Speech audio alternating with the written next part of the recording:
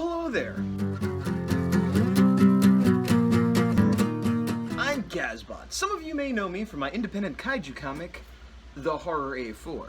For those that don't, I'm just a guy. I do cat reviews and toy shots and whatever. I'm an artist. I'm an illustrator, I'm an animator, I do independent comic, The Horror A4, and I've done a bunch of these videos, some of which are entertaining, some of which are informative, and the rest we don't need to talk about. So, why are we here today? Well, I did a Kickstarter, I created my comic, and I had fulfilled all of my reward tiers. All the backers got their copies, but I printed up extra. So I've been taking it to shows. I've only taken it to 2 shows so far to sell, but I also wanted to get it in comic stores. Now, I'm focusing on local shops. If I figure out a good way to get it into other shops that aren't local, I will maybe do another video about that. But this is about getting into local shops. And where I live in the Bay Area of California, there's a lot of comic stores. Now, I knew there was a lot, but there's even more than I thought, because there's about 5 within a half hour to 45 minutes of me. And then I'm like, oh, and I think there's one up north and one down south and whatever. But I ended up having a list of about 16 shops to look into, all within an hour to 2 hours of where I live. My inclination is to just go to these shops, present my product, introduce myself, let them know I'm a reasonable person, and I have an actual product to show. And so that's what I did. First, I have my local shop, and this is my advice. Go to your local shop first and talk to them. And actually, my local shop knew I was doing it, so approached me and was like, hey, we want to carry it, whatever. And also another gentleman I know, because he's kind of my go-to toy shop down south.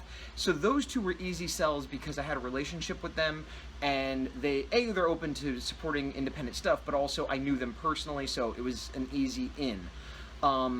Anyone, you know, other shops I've gone to maybe once or twice a year, and so maybe they kind of knew me or I kind of knew them in terms of, you know, like a passing familiarity. But I've been to lots of shops that I've literally never been to.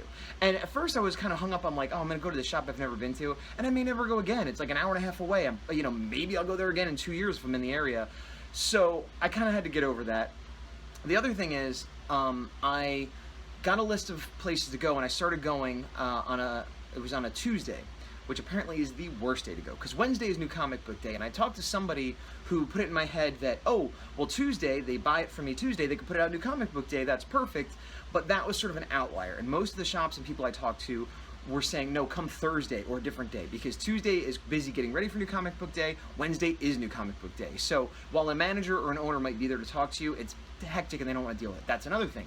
You're probably going to have to talk to a manager or an owner, and they might not be there. So calling ahead to find out a schedule works out. So I kind of ran around doing it a little bit wrong. Not terrible or I was burning bridges or anything, but just not efficient. So what I've found to be the best strategy in my limited experience for local shops is to get the names of every shop that you're willing to drive to. And I would say up to an hour or 2. If you want to go further or less, that's up to you.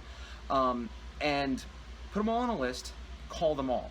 Call them and say who you are and what you have, and ask them if they carry independent books, they'd be willing to carry yours, who would you talk to, that kind of thing. And some are just no, we will not carry it under any circumstances, get out of here. And I originally thought, well, if I show up, maybe I could change their mind, but you know what? No, because if they're saying no, there's no point trying to convince them. Maybe when I get a trade out, I'll be like, yeah, but look, it's all done, you know, but just an individual issue. If they're not open to it, forget it, in my opinion. So then once you've weeded those out, then make sure you get a contact name.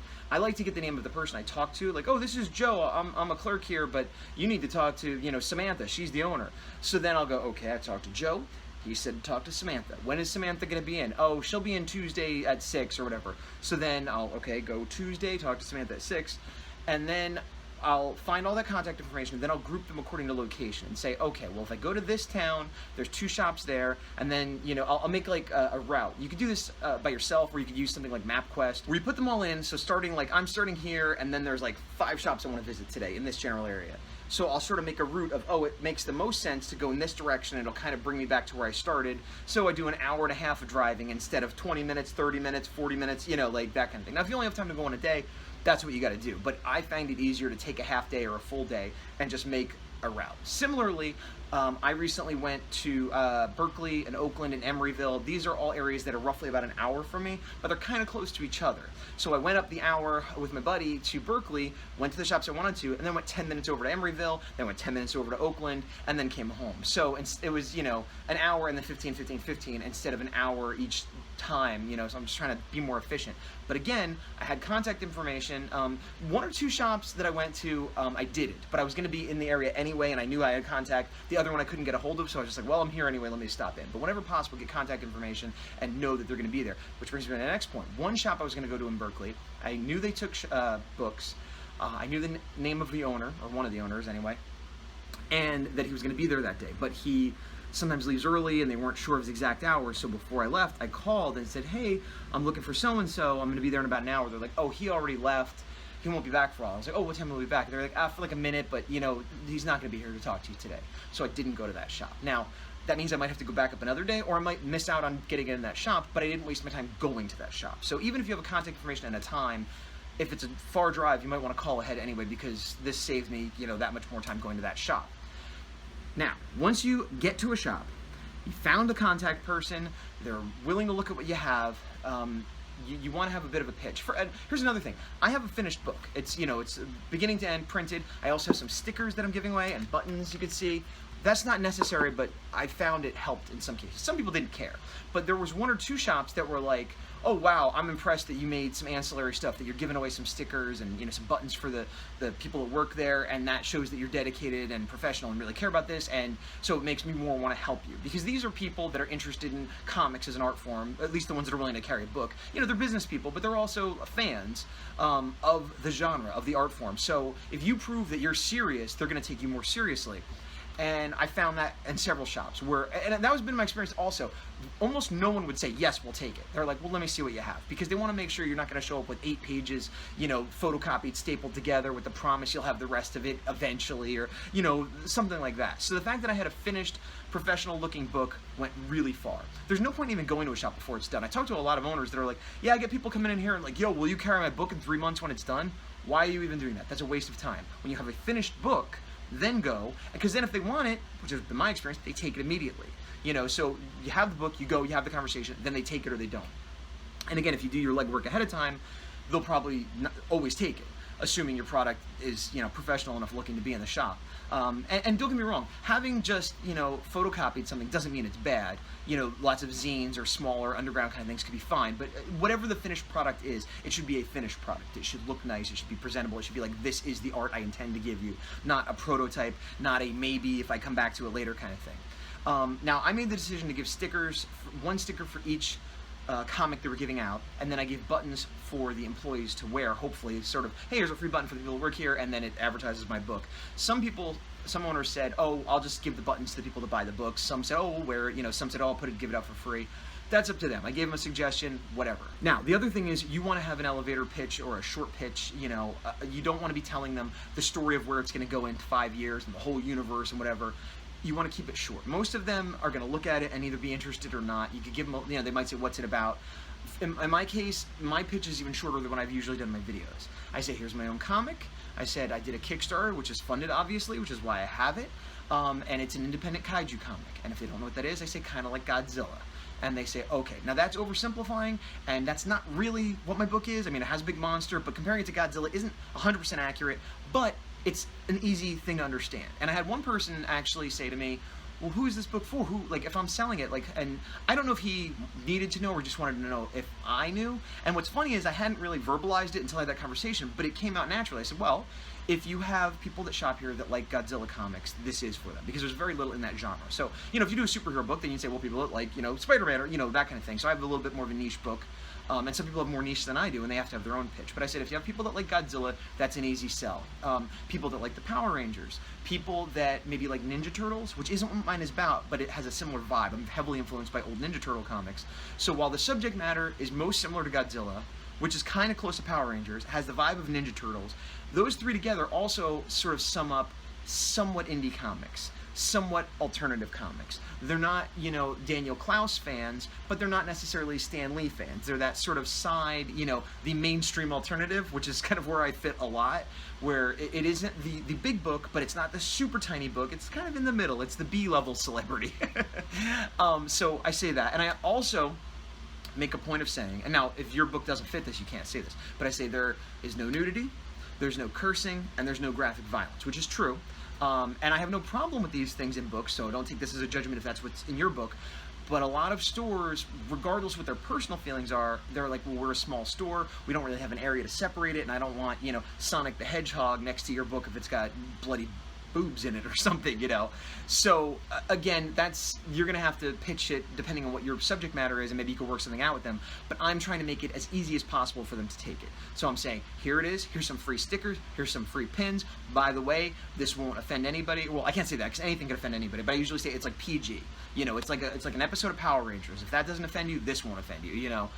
They said, what age group? I said, you know, technically any kid could read it, but I would say maybe 10 and up, just so they understand some of the bigger themes that'll show up later. But hopefully adults like it too. You know, it's not a kid's book. It's in the truest sense, family-friendly, all ages, in the sense that it's not a kid's thing, but it should be fine for kids to look at least once, you know, 10 or whatever. That's a random age, but that's, you know, whatever.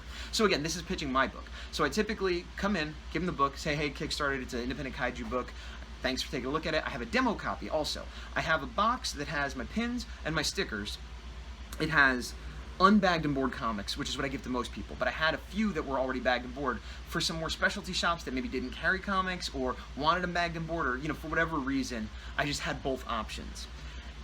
Then, once they're looking at, and I have the demo copy, which I like literally wrote in marker, like, look at this, and I bring it to shows so people can flip through it so it can get damaged, nobody cares. So I let them look at that, and while they're flipping through, because they're not going to read it, they just flip through, and probably making sure that there's nothing completely unacceptable, or that, you know, it's professional looking, or whatever it is in their mind they need to justify buying this. And while they're looking at it, rather than sit there silently, but I don't want to be like, and my book's great because, so I hit them with, you know, facts like the Kickstarter thing, or the fact that it's family friendly, and then I tell them, yeah, it's a 5-issue limited series, and again, this is specific to mine, but you'll have facts like this that you could present for your projects.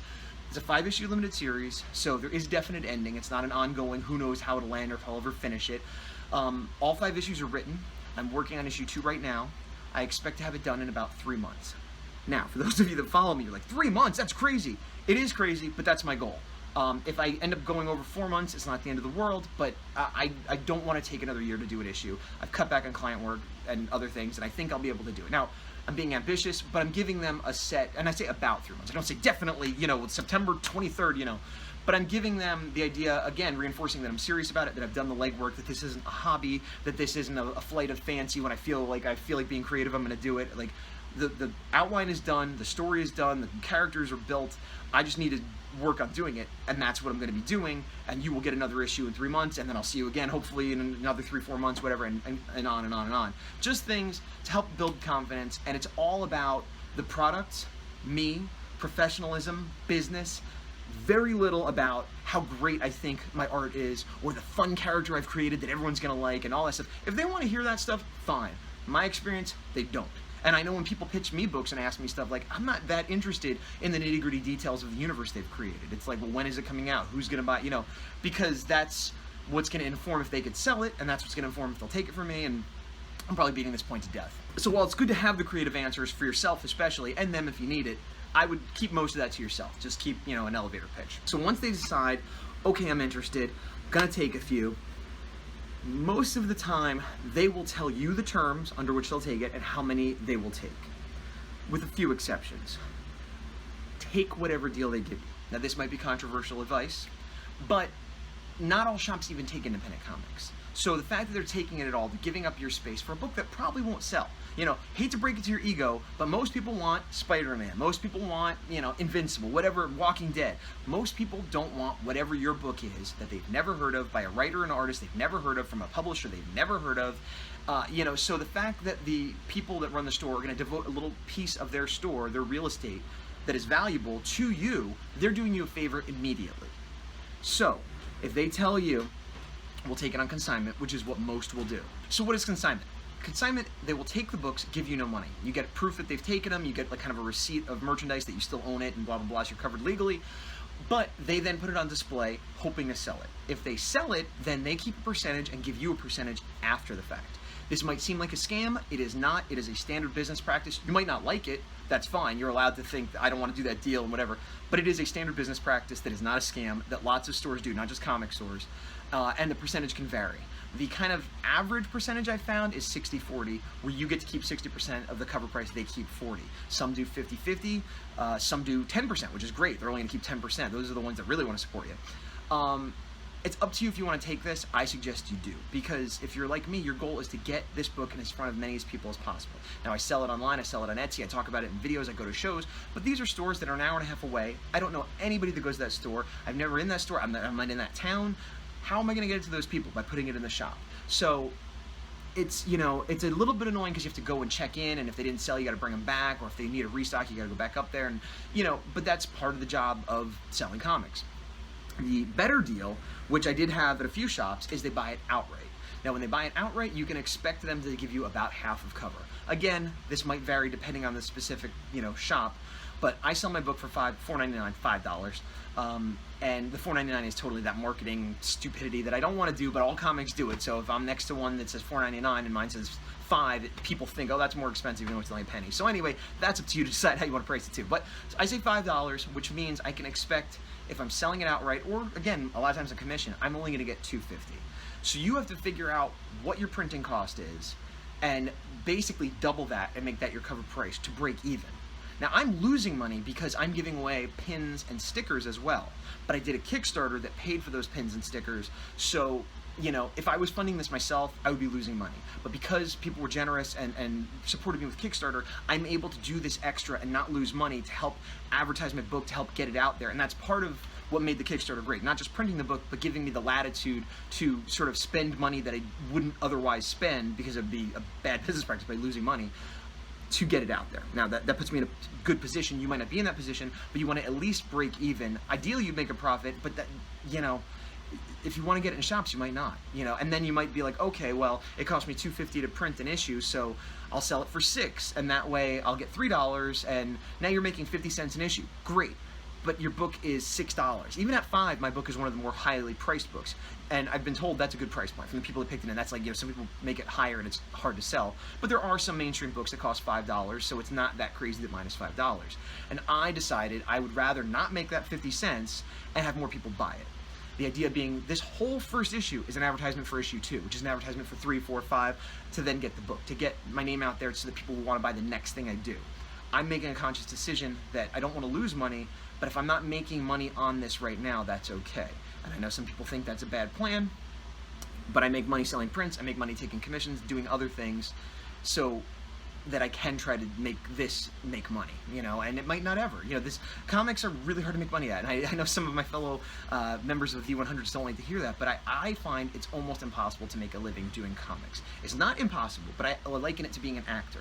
You know, you can get jobs doing commercials and things here and there, make a few bucks, but you're probably gonna once in a while have to take a day job. And now somebody could turn into the next Angelina Jolie or Brad Pitt or whatever and be a superstar, and that's great. That's Robert Kirkman, you know, but most of us won't.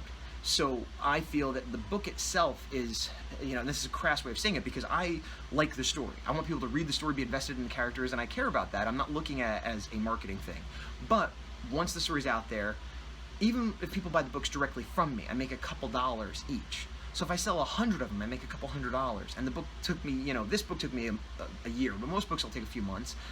And then you sell a couple hundred, and you make a couple $100. Sell a couple thousand, it's still, you know, even if I make a few $1,000s on an issue, that's not enough to live on. So I feel that if people get invested in me as an artist and my characters in my universe, then they might want to buy a shirt, a button, a print, an original sketch of my characters, and I kind of feel like that's how you make a living as a comic artist, is by getting people invested in your brand, as it were, of you as a person and of those characters, and then, yeah, they bought the horror comic, but then they also bought a print of the horror and a shirt of the horror, and I make way more money on those. So that's kind of, that is, when I say you can't make a living as a comic artist, I don't mean it literally. I mean, if all you do is sell comics, you're going to have to do other stuff, which is fine. And some people just want to do comics and then have their other job and they don't want to deal with all the business side of it. That is perfectly okay. But in my opinion, where I am now, when I look at it, the only way I could see this working is to do all the ancillary stuff, which still beats a day job, you know, and it even beats client work, you know.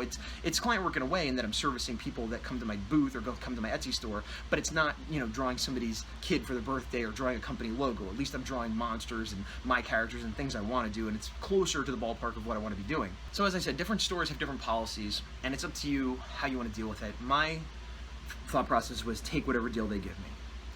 I recommend you do the same, but I understand if you don't want to. I currently have my book in 9 stores, I think, and I'm looking to do more. And I have a list of others. I got to go down to Santa Cruz, and I got to go up to San Francisco, and a few other areas, which is like a whole day trip. And I'm going to try to hit as many stores as I can, and hopefully maybe, oh, I'll visit somebody, or I'll do something while I'm in the area, because it is like a long trip just to be like, you want the comic? Okay, bye, you know. And I have the time to do that. Again, I understand not everyone else does. And some people will ship their books, which is going to be kind of part 2, where I do know some shops in New Jersey. I'm from the East Coast originally, and I have friends in other states that might be willing to help me out. But there's such a slim profit margin where I'm barely breaking even, and I'm losing money on some. But to then mail it, I'm really going to be losing money, and so I'm not sure how that works, because the postage would be incumbent on me, not on the shop. I did talk to one shop owner that's like, yeah, this guy called me from somewhere, and he's like, oh, I want you to buy my books and pay for shipping and all this stuff. He's like, that's crazy. I'm doing you a favor trying out this book, and I agree. I talked to another shop owner, one of the first shops to carry my book, and he gave me the best deal of anybody. But what's crazy is he was saying how people didn't like the deal he was giving, and I don't know what world these people are living in where he gave me an amazing deal. He's going to require me to do a signing. But I don't see that, and that was part of the deal. Like, oh, come do a signing. But that's not, I mean, yeah, I guess I'm doing him a favor because he's having an event at his store, but that's doing me a favor. That's giving me a free venue to talk about my art, sell my art, to be there, to meet people I wouldn't otherwise meet. And whatever money I make is free money, because he's not charging me for the table. He's saying, you know, you come and sell your book here and do some signings and whatever. It's good for me, it's good for him, it's a great deal. And he was telling me that he's talked to other comic artists that were like, oh, no, you got to pay me to be there, or you got to buy X amount of my books to show up. And I'm not talking about big name people. I'm talking about people like me that have 1 or 2 comics that they self-published. That's crazy. I don't know what they're thinking, because especially now, having spent a few days all day going to different comic stores, he by far gave me the best deal. You know what I mean? And I'm not putting down the other shops. I got various levels of good and bad deals and from everybody, but even the worst deals were basically, theoretically, you could break even and have your stuff in a store. So, don't be a diva about it. Don't have an ego about it. They're doing you a favor. Any store that takes your book is doing you a favor. If you feel otherwise, you're entitled not to put it in the stores, but then just don't even bother, because no one's gonna like thank you and praise you for allowing them to have your book, you know? Like, it's not gonna sell most likely. So, anyway, that's where I'm at right now. And like I said, break it down like this. Get a list of every comic store you're willing to drive to. Call, get a contact name of who can make a decision if they buy indie books at all. Find out when they're going to be there. Plan a route or a route that will take you in that general area the most efficiently. Hit all of them. Take whatever deal they give you. Be polite. Have an elevator pitch. Don't ramble on about your creative ideas. Just give them facts about why they should trust you to deliver product. And then get out. And then check back. And be polite and check your notes and rinse and repeat. So I don't know. Hopefully this is helpful. Obviously I'm new to this, but I feel like I learned a lot just doing it the last few days. And once I finish my local area, I'll see about trying to get it into some further away shops, and maybe we'll talk again. And if you have any tips for getting into further away shops, let me know, because I don't know. If you agree with what I'm saying, great. If you don't, let me know there too. I'm not saying I know everything and I'm right. This is just what I feel that I've learned right now. So hopefully you got something out of it. And, feel free to comment in the comments.